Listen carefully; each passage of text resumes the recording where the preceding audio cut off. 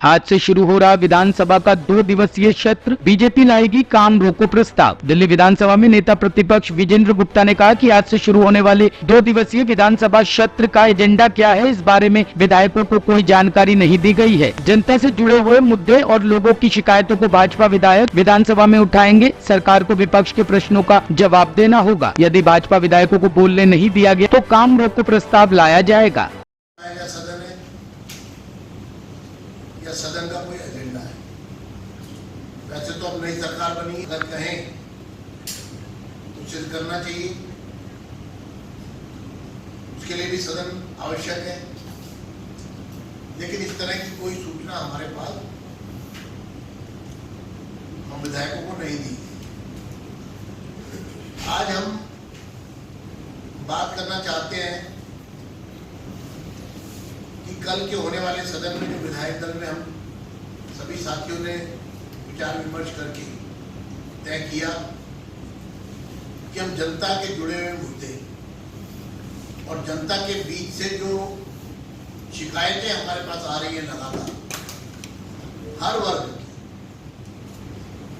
चाहे वो झुग्गी में रहने वाला झुग्गीवासी है या फिर बुजुर्ग है या फिर कॉलेज में स्कूल में पढ़ने वाले छात्र छात्राएं हैं या फिर सारे इस दौर में अस्पतालों में इलाज कराने जा रहे लोगों के सामने जो समस्याएं आ रही हैं, सीवर की जो समस्याएं आ रही हैं, पानी की जो समस्याएं आ रही है, जो लोग बरसात में डूब कर मरे, सरकार की निष्क्रियता और भ्रष्टाचार के कारण, तो एक मुद्दों का अंबार है।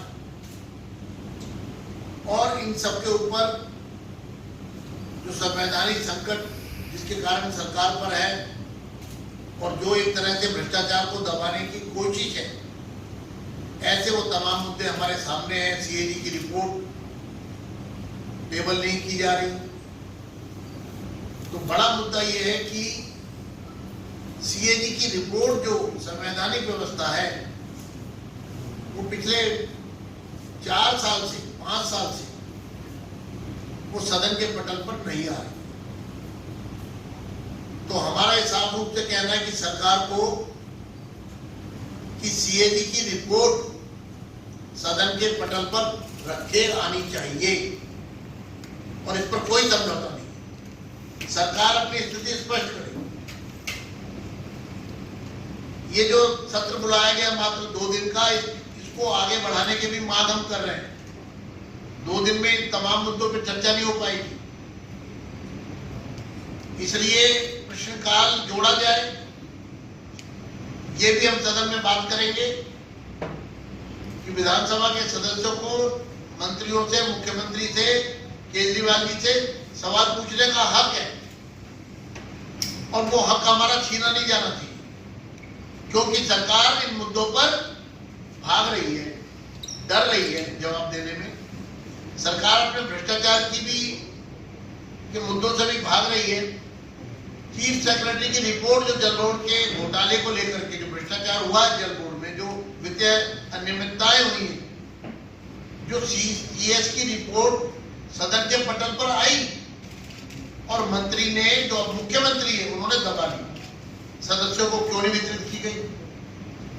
तो सीएस की रिपोर्ट सदन के पटल पर आए, ये हम सरकार को चुनौती देते हैं।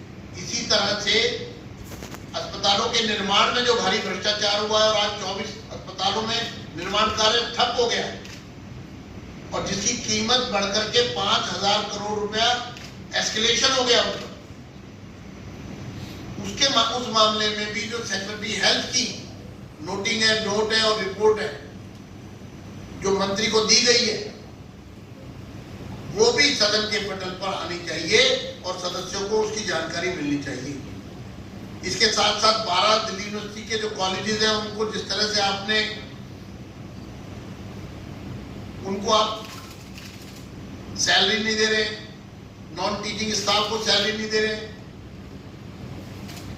कंटिजेंसी फंड्स नहीं उनको दे रहे और वो आज पूरे बंद होने के कगार पर। 6ठी दिल्ली में आयोग का गठन नहीं किया गया, ये भी हम सरकार से पूछेंगे। 95,000 जो नए राशन कार्ड बनने हैं, अंत्योदय अन्न योजना जो मोदी जी की सरकार के माध्यम से दिल्ली को लाभ मिल सकता है, उसको क्यों रोका हुआ है, इस पर बात करेंगे। हत्या हुई जिसमें भ्रष्टाचार हुआ और आज Delhi skill and entrepreneurship university बंद होने के कगार पे आ गई है, कोर्सेज बंद किए जा रहे हैं। इसी तरह जितनी यूनिवर्सिटी बनाई उनके बारे में, डीटीयू में जो फी हाइक हुआ है उसके बारे में, शिक्षा का व्यवसायीकरण को लेकर के विपक्ष के विधायकों के साथ जो डिस्क्रिमिनेशन हो रहा है और उनके क्षेत्रों के लिए सीसीटीवी कैमरा नहीं दिए जा रहे और तमाम जनहित की योजनाएं, जो डेवलपमेंट के जो फंड है, चाहे वो अनधिकृत कॉलोनियों में खर्च होने वाला पैसा हो, वो जानबूझ करके जो विपक्ष के सदस्यों के साथ जो षड्यंत्र किया गया, जिसकी जानकारी कल हमने सीएस को भी दी है, वो भी हमारे लिए एक बहुत बड़ा मुद्दा है। पानी की किल्लत दिल्ली में, गंदे पानी की सप्लाई, ये हमारे लिए बहुत बड़ा मुद्दा है। डीटीसी की बेड़ा है वो खत्म हो चुका है, उसके बारे में हम सरकार से जवाब चाहेंगे। पॉल्यूशन की जो स्थिति है उस पर हम बात करेंगे और इन सब के साथ साथ हमारा साफ रूप से कहना है कि दिल्ली के बुजुर्गों को पेंशन क्यों नहीं दी जा रही है। 2018 के बाद एक भी नई पेंशन किसी बुजुर्ग को नहीं दी जा रही है, नहीं शुरू की जा रही है। तो बुजुर्गों की पेंशन, विधवा बहनों की पेंशन एक बड़ा मुद्दा है हमारे लिए और सेंट्रल गवर्नमेंट की जितनी स्कीम्स हैं इनको भी दिल्ली में लागू नहीं होने दिया जा रहा। हम सरकार को साफ रूप से चेताना चाहते हैं कि भ्रष्टाचार के मामले में हम सरकार को बख्शने वाले नहीं हैं। जो अरविंद केजरीवाल हैं, उन्होंने कहा था जेल से सरकार चलती है। हम ये भी जानना चाहेंगे कि 6 महीने 8 महीने आपने जेल से सरकार कैसे चलाई, लोगों को गुमराह किया, झूठ बोला। सरकार ना जेल से चलती है ना बेल से चलती है और आपने जो पद छोड़ा है उसका साफ कारण है मजबूरी है और ये मजबूरी 8 महीने पहले से थी क्योंकि अभियुक्त सरकार नहीं चला सकती। सुप्रीम कोर्ट की गाइडलाइंस है, वो सुप्रीम कोर्ट की डायरेक्शन से हो रहा है। सुप्रीम कोर्ट ने ही बेल दी है, सुप्रीम कोर्ट ने ही बेल की कंडीशन लगाई है।